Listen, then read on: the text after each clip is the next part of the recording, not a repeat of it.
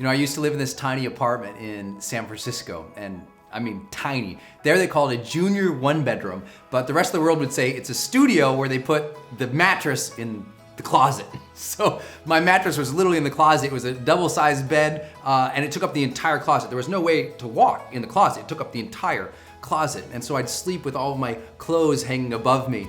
And there was this little window in there above the bed, and it was always just freezing in there because it had this big draft coming in. So I taped up by duct tape this towel over it. 'Cause I'm from Montana, we use duct tape on everything, right?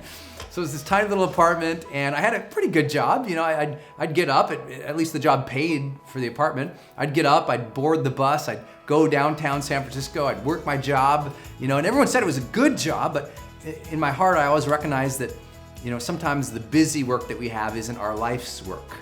And I was busy all the time. I was, you know, earning some money, but it wasn't my thing. I sensed inside there was something else I want to do. I want to do this, you know? I want to be a writer and a trainer and share a message with the world that hopefully inspired or motivated people or moved them in some way. And that's all I really wanted to do. But I didn't know this could be a career at that time. And so I struggled for a pretty long time just to try and make ends meet. But then what ended up happening was I went for it. You know, I quit everything that I was supposed to be doing, and I just went for it. I mean, and just like everyone said, exactly what they said happened. I quickly went bankrupt chasing my dream.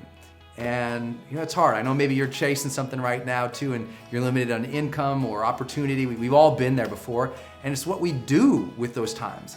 You know, I remember I just want to be a writer, so you know, I'd go down to this fancy schmancy sort of coffee shop, and I'd sit there and I'd order my green tea, and I'd watch all the people, and I'd sit there to try and write, and you know, and once in a while, but I didn't have any discipline yet, and I guess you know, it just got harder and harder and harder. But I really believed in what I was doing, even as I went broke, even as I even had to give up that apartment and move into another apartment with some, you know, it was just like, it was so challenging. And I remember I used to go to this little burrito shop too down the way, and it was like all I could afford was these cheap burritos. But I really loved to go in that place because these old guys ran the joint, and you could tell that they were always really into their work. I mean, they struggled for a hard day's work, even though it was just, you know, some nasty burritos, but it's all I could afford. I look back at that time with a lot of joy, because it was that struggle and that hardship, and I never let it limit me. You know, humanity only has two recurring characters in its narrative, and that's struggle and progress.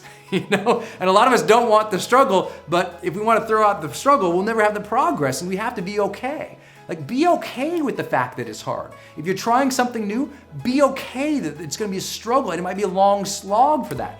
You know, when you knock on the door of opportunity, never be surprised that it is work who answers, right? It's gonna take challenge. It's gonna be difficult. But boy, I would tell you, I would come home at night from my job at the time when I had it, and then later on when I didn't have it, no matter what, I'd stay up late at night, just writing and writing and writing, trying to get my message out there, trying to figure out what I was doing. Bam, you know, just kept at it and at it and at it. Years later, there would be #1 New York Times bestseller, #1 Wall Street Journal bestseller, #1 on Amazon's, #1 Barnes & Noble's. I mean, huge best-selling books all around the world, and have the opportunity to literally travel and meet everybody I ever wanted. US presidents, you know, the most famous celebrities and entrepreneurs and thought leaders in the world. I loved it, and everything turned out. But some people think it was just like, people tell me all the time, well, Brendon, you came out of nowhere. I remind them, no, I came out of a small American town called work. You know, I believed in myself, and I just kept working even when I had no reason to believe it would ever work out. And that's faith. That's the belief in oneself, that despite who we are and what we're capable of today, maybe tomorrow we can become more and become more capable. And I just had that belief. I just decided to have it. I had no reason to have it. I just decided to have it. You know, not too long ago, a couple months ago, in fact, I went back to San Francisco. Since moved and found my dream home up in Portland, Oregon, and I got to go back.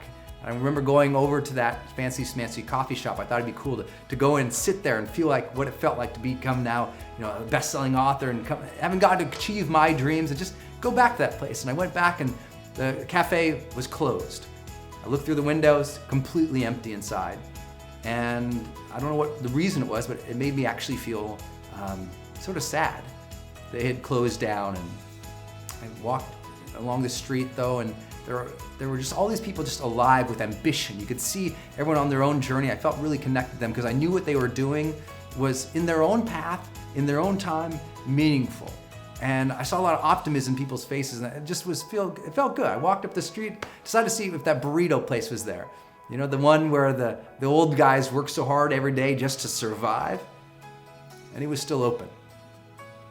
And it made me just think about the fact that, you know, sometimes it's just that hard work that keeps us going.